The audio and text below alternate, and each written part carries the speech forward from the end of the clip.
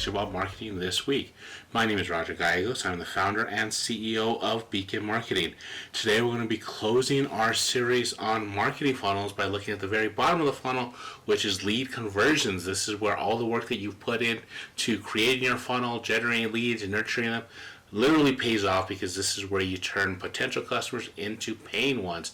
This is a very important part of the funnel, because if you don't do this, then all that work pretty much fills for naught. So today we're going to be looking at how you can convert more leads into sales. And this is very important, like I said, because this is what's going to give you that confidence and give you that boost to keep continuing marketing. So we'll look at 5 things you could do to really keep your sales going. So the first thing you want to do is qualify your leads.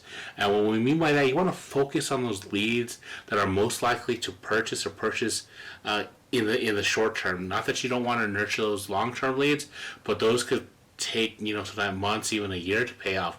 So you want to try to see if you could qualify your leads to see who has the most need right now, and target those people first and see if you could address their needs primarily, and then provide your services, your products to them. So there's different ways you can do. You can do quizzes, surveys, direct outreach, whatever it might be, but you want to qualify those leads so you can understand which ones you can focus your energies on first.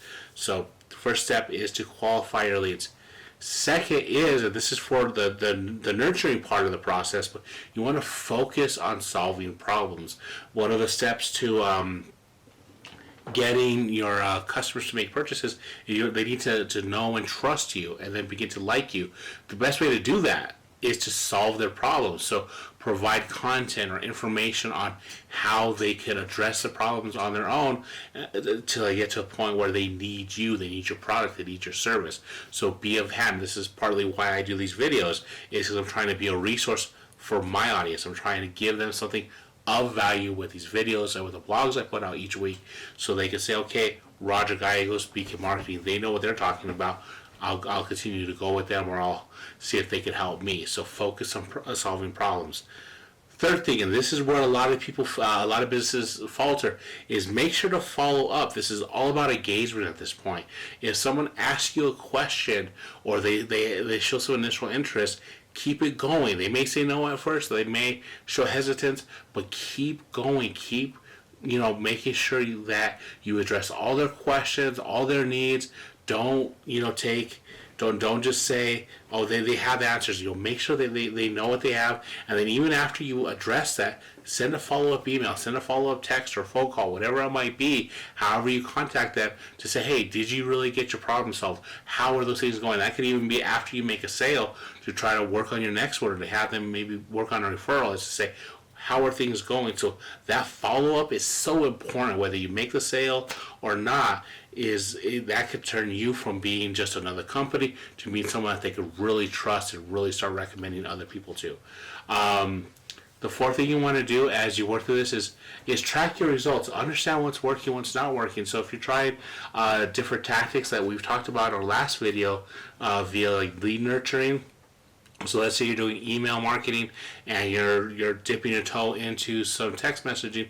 Compare the numbers, see what's being more successful, see where you're getting the best ROI on, because if you're starting to see more results via text messaging, you may want to up that and start focusing on collecting more phone numbers and start sending out more text messages. If you're seeing more steady results from email marketing, then you stick with email marketing. But you won't know that unless you track those results and see where you're seeing more leads being converted into sales coming from. So you want to see where you're getting those numbers.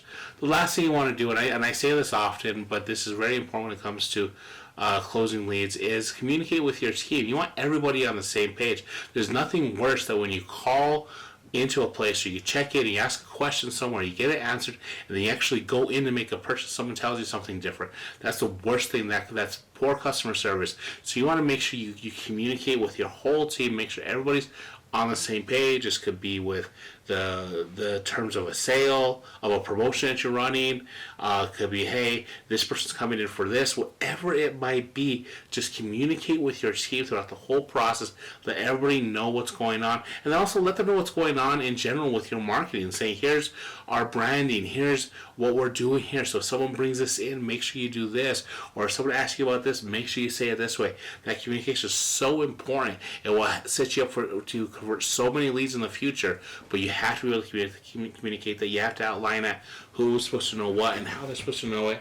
Because if you don't do that, then it's just, you're going to have a lot of confusion, and it's going to turn out bad for you. So, quick recap. Qualify your leads, focus on solving problems, make sure to follow up, track your results, and communicate with your team. If you do those things, if you start that and make that part of your culture, you are going to convert more leads. I promise you, you'll see more leads turn to sales, because you're just going to start running a more smooth operation and things from the top of the funnel all the way to the bottom. So that concludes this video. That concludes our entire series. I'm really excited that we got here to this point. Let me know what you thought of this. Let me know what you thought of this video. Let me know what you thought of the previous videos in this entire series. Where are you with marketing funnels? Where are you with lead generation, lead nurturing, and lead conversion? I want to hear from you guys. As always, please like, share, comment, subscribe, all that fun stuff. I have not decided what I'll be doing next week in terms of a video, but I will be back next week with some more information. So please stay tuned for that. You guys have a good one. My name is Roger Gallegos, Beacon Marketing. This has been Beacon Marketing's Beacon 5 Things to Know About Marketing this week. Talk to you later. You guys have a good one.